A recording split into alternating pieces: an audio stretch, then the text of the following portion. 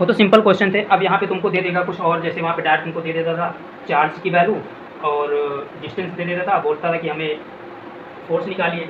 अब यहाँ पे तुमको जैसे कुछ दे दिया क्वेश्चन, एक फोर्स दिया हुआ है, एफ की वैल्यू फोर्स दी हुई कितना दिया हुआ है 5 न्यूटन, मतलब कितने दे दिया है, फोर्स की वैल्यू कितनी दे दी है 5 न्यूटन। एंड और Q1 जो चार्ज है, 2 चार्ज हमारे दे दिया, चार्ज की एक चार्ज तो Q1 एंड Q2, Q1 बराबर Q2 बराबर, बोला दो चार्ज सेम है जो है कितने 3 माइक्रो कूलम, ठीक। और बोला है उनके बीच जो डिस्टेंस है, उनके बीच की डिस्टेंस कितनी है, डिस्टेंस को r से लिखते हैं, और उनके बीच की डिस्टेंस कितनी है 3 मीटर, कितनी है 3 मीटर। तो बोलना है परमिटिविटी अर्थात निर्वात की value permittivity of free space जो हमारा, उसकी वैल्यू क्या करना है। अब इसको कैसे निकालेंगे बताइए बेटा। अब देखिए सिमिलरली क्या कूलम्ब्स लॉ तुम फिर पढ़ो, इसके नियम से कूलम्ब्स लॉ से क्या होता है, कूलम्ब का नियम होता है equal to 1/4 pi epsilon 0 Q1 Q2 बटे r²। F is equal to 1/4, F की वैल्यू तुम्हारी यहाँ पे दी हुई है। अब इसको ऐसे मल्टीप्लाई करेंगे 4 pi into epsilon naught into F equal to Q1 Q2 बटे r²। यहाँ पे एप्सिलॉन नॉट की वैल्यू निकालना है, तो एप्सिलॉन नॉट की वैल्यू क्या हो जाएगी, इसको लिख देंगे 1/4 पाई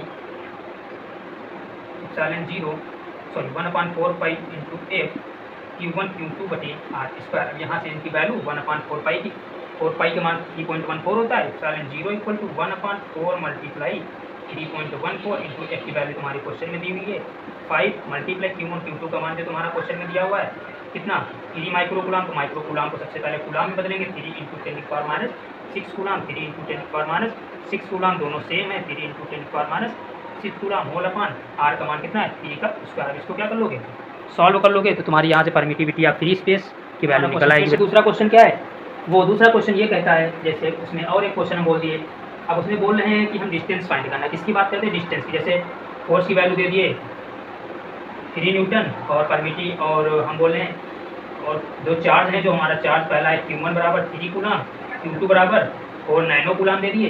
तो बोल रहे हैं बेटा हमारी किसकी वैल्यू निकालना है, चार्ज, उनके बीच जो डिस्टेंस है, सॉरी उनके बीच जो डिस्टेंस है आर की वैल्यू क्या करना है फाइंड करना है। तो सिमिलरली हमारा है क्वेश्चन क्या हो जाएगा, कूलम्ब्स लॉ से 1/4 पाई एप्सिलॉन 0 किसके इक्वल होता है, फोर्स के इक्वल होता है, force equal to 1/4 pi epsilon 0 Q1 Q2 upon r²। अब इसको सबको हम सॉल्व कर लेंगे, 4 pi epsilon 0 into F equal to क्या Q1 इंटू Q2 होल अपान इसके, ये r² इधर था, अब इसको भी r² यहाँ पे ले लेंगे हम, समझ रहे बेटा, ये यहाँ पे पहुँच जाएगा।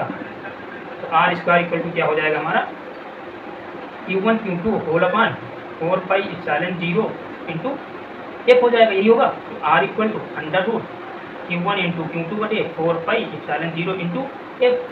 तो r equal to Q1 Q2 दो चार्ज है, Q1 का मान कितना 3 कूलम, तो 3 मल्टीप्लाई Q2 का मान कितना 4 नैनो कूलम, तो नैनो कूलम होता है 10⁻9 कूलम जो होता है, ये अपान 4 पर, अब 1/4 पाई एप्सिलॉन 0 लिखा, इसको 1 अपान, इसको ऐसे अगर ना लिखो तो ऐसे लिखो 1/4 pi epsilon 0 into Q1 into Q2 बटे एक, ऐसे लिख लो।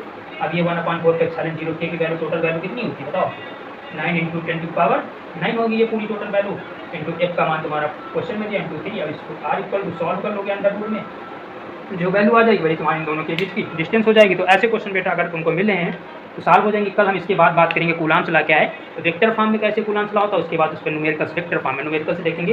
तो ठीक है।